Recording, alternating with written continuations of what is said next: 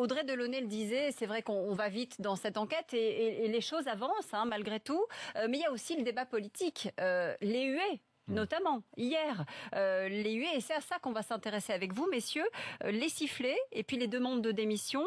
Est-ce que, Laurent Neumann, est-ce que c'était justifié ou légitime? Alors c'était non justifié, non légitime et surtout absolument pas spontané. Il faut quand même resituer le cadre. Où sommes-nous? On est après un attentat à Nice. La colère des gens ajoutée à la tristesse est parfaitement légitime. Enfin, la cohésion nationale n'a jamais autorisé personne après aucun attentat à siffler les représentants de l'exécutif. Sauf que vous êtes à Nice. Nice, ville de droite, département de droite, région de droite, pire que ça, région où la gauche a été totalement éradiquée. Et hier, j'aurais juste signalé ça pour nos auditeurs, le vice-président républicain de la région Provence-Alpes-Côte d'Azur, Philippe Tabarot, donc a priori un proche de Christian Estrosi, a expliqué tout simplement que ces sifflets, ces huées, étaient organisés, je cite, par une petite bande liée au Front National, que d'ailleurs Marion Maréchal-Le Pen, et je cite toujours, est allée saluer à la fin de la commémoration. Mais je crois que ça en dit long sur l'état des lieux politiques de Nice, qu'il y ait ou non d'ailleurs eu cet attentat. Éric ? Écoutez, je sais que dans ce pays, il faut toujours se gargariser d'union nationale, de respect. Il me semble quand même que l'union nationale, c'était au lendemain de Charlie. Il me semble quand même que l'union nationale, c'était au lendemain du 13 novembre. Et que là, la tristesse a laissé place à une forme d'effroi et surtout de colère. Bon, alors, il y a probablement des gens du Front National qui ont sifflé Manuel Valls et l'exécutif. Mais faut-il faire des émissions sur cela? Moi, je trouve qu'il est normal que des gens expriment leur colère dans une démocratie et dans un pays comme la France où on aime la controverse et le débat. Et là, il y a une vraie question sur la prise en charge de la sécurité des Français depuis ces derniers mois. Mais ça veut dire que c'est le reflet du ras-le-bol des Français qui s'est exprimé hier. Mais et c'est là que je vais vous étonner, je crois quand même que un certain nombre de politiques de droite ne sont pas très honnêtes dans cette affaire. Parce que, bien sûr, ce gouvernement prend l'eau de toutes parts, voilà, donc c'est facile de siffler, n'est-ce pas, de tirer sur une ambulance.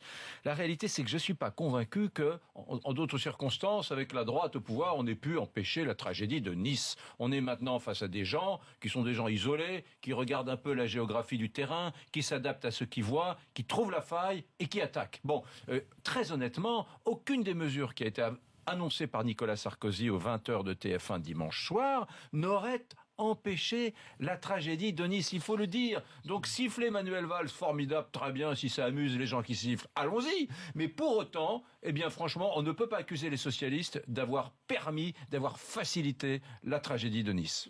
C'est rare, mais quand on est d'accord avec Éric Baudet, autant le dire. Mais je vais vous dire autre chose, et je suis sûr qu'Éric sera d'accord avec ça. Je pense sérieusement que la campagne présidentielle de 2017 a commencé le 14 juillet sur la promenade de Nice. Ce qui s'est passé le lendemain ne peut pas être disjoint de ce qui va se passer dans quelques mois. En réalité, tous les propos tenus par des responsables politiques, qu'on soit d'accord ou pas d'accord, c'est une répétition, c'est un galop d'essai de ce qui va se passer pendant la campagne électorale. Et vous verrez, je peux prendre le pari là, ce matin, avec vous, vous verrez que la campagne sera structurée autour des questions de sécurité, d'immigration, de contrôle des frontières, d'identité, de la place de l'islam dans la République, de quelle manière on lutte contre le fondamentalisme islamique. Et en réalité, les propos qui ont ressemblé à de la surenchère d'un certain nombre de leaders de l'opposition dès le lendemain matin, quelques heures avant le drame, je le pense sérieusement, ça n'est qu'un petit précipité de ce qui va se passer grandeur nature pendant la campagne de 2017. Eh bien, on verra ce qu'en pense Alain Juppé, puisqu'il est l'invité ce matin